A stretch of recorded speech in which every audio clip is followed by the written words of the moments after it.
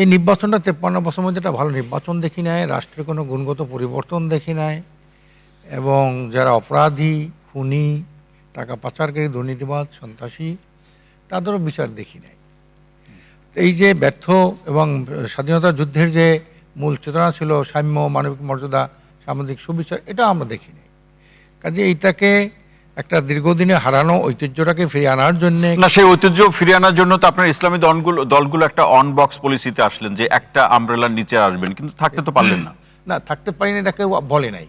আমরা যে থাকতে স্পষ্ট তো আমরা পরস্পরের মধ্যে অভিযোগ, না, অভিযোগ কই, এটা কেউ দলগতভাবে কেউ এইভাবে অভিযোগ দেখেন, এটা অনেকটা মিডিয়া করেছে, গণমাধ্যম। মিডিয়া কিভাবে করলো? হ্যাঁ, মিডিয়ায় যে লেখছে, আসলে অনেক কথা বলছে ভেঙে যাচ্ছে, কিন্তু কোনো তথ্যসূত্র নাই।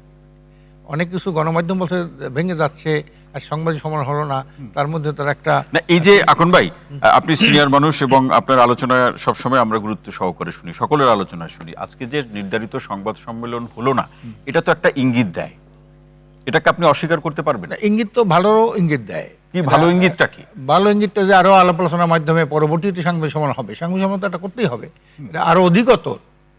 যেটুকু এত বড় একটা 11 দলীয়, প্রথম হলো 8 দল, পরে হচ্ছে 11 দল, জি, এত বড় একটা 11 দলীয় একটা নির্বাচনী সমঝোতার যে একটা প্ল্যাটফর্ম, জি, এখানে তো কিছু মতের অনেক কিছু থাকতেই তো পারে, এটাকে আরো সুরাহা করে, মানে এই যে ভাঙনের সুর অথবা সংবাদ সম্মেলন হলো না অথবা আসন সমঝোতা নিয়ে যে আলোচনাগুলো আমরা শুনছি, তাকে আপনি অধিকতর গণতন্ত্রের চর্চা হিসাবে দেখছেন?